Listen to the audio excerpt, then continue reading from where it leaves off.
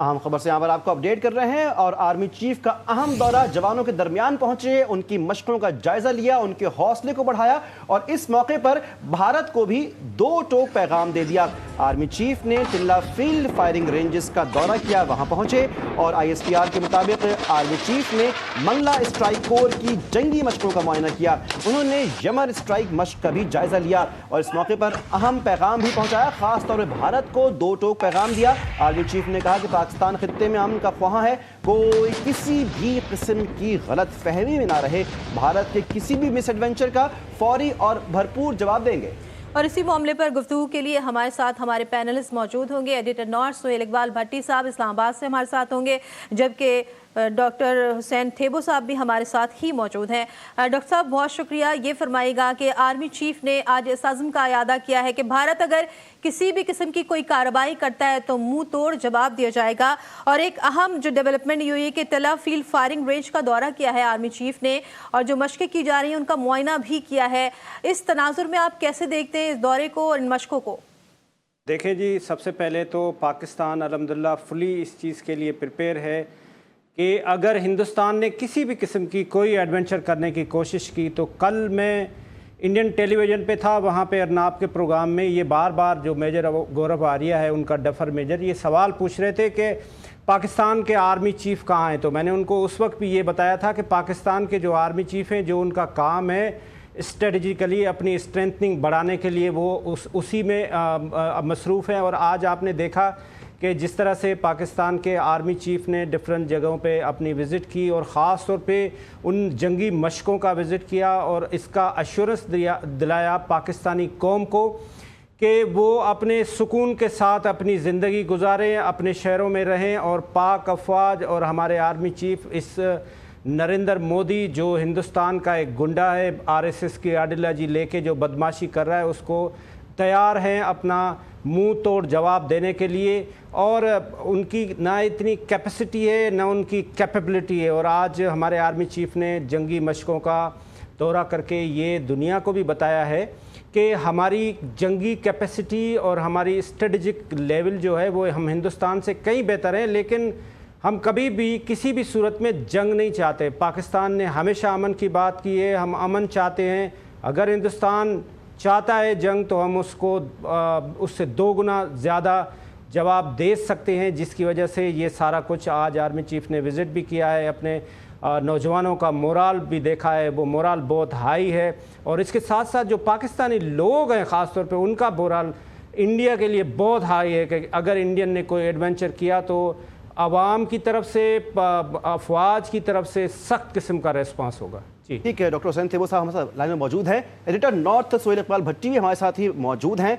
Doctor حسین تھیبو صاحب یہ بتائیے گا کہ اس وقت ہم یہ دیکھ رہے ہیں کہ کل آپ سے سوال کیا گیا کہ آرمی چیف کہاں پر ہیں، ذرا تشویش جو ہے وہ وہاں پر پھیلی ہوئی ہے کہ آرمی چیف کہاں ہیں، یہ کہاں ہیں، وہ کہاں ہیں، بلکہ ہم دیکھ رہے ہیں کہ ایک بہت ہی تحمل مزاجی کا مظاہرہ پاکستان آرمی کی جانب سے ہو رہا ہے، بلکہ بہت ہی میچور طریقے سے صورتحال کا جائزہ پاکستان آرمی اور جنرل عاصم منیر لے رہے ہیں۔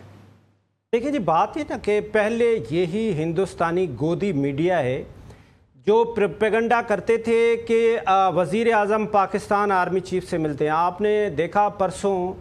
کس طرح سے جو سروسز چیف تھے ہندوستان کے وہ نریندر مودی سے ملے،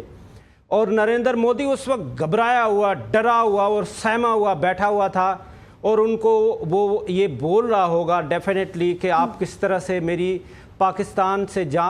میری جان بچائیں، کیونکہ ان کو پتہ ہے کہ ان کے پاس کتنے بھی رافیل ہو، ٹافیل ہو، نافیل ہو، کچھ بھی ہو، کوئی بھی ٹیکنالوجی ہو، لیکن اس ٹیکنالوجی کو چلانے کے لیے آپ کے پاس جرأت مند، غیرت مند سپاہی ہونے چاہیے۔ وہ صرف پاکستان کے پاس ہیں، وہ ہندوستان کے پاس نہیں ہے، تو وہ بخوبی اس چیز کو جانتے ہیں۔ اور ہمارے جو افواج پاکستان ہیں، جب ہندوستان کی بات ہوتی ہے تو وہ اپنی شہادت کے لیے تیار ہوتے ہیں، تو ہم ہر وقت ریڈی ہیں یہ نریندر مودی کی جو گدڑ بھبکیاں ہیں اس کو جواب دینے کے لیے۔ جہاں تک آپ کی بات ہے کہ پاکستان نے بہت کوشش کی ہے، کیونکہ now world is electronics global village, آپ دنیا کو بتاتے ہیں، آپ دنیا کو دکھاتے ہیں کہ یہ جو انہوں نے ایک فالس فلیگ، ایک فیبریکیٹڈ، ایک اپنے ہی خود ہی بندے مارے ہیں وہاں پہ 2000 ٹورسٹ تھے اور 8 لاکھ افواج تھی، اس 8 لاکھ افواج نے 2000 लोगों को सिक्योरिटी नहीं दी और उन्होंने अपने ही बंदे मार दिए। और अपने बंदे मारने के बाद वो जो अभी हालिया इलेक्शन सितंबर में होने वाली है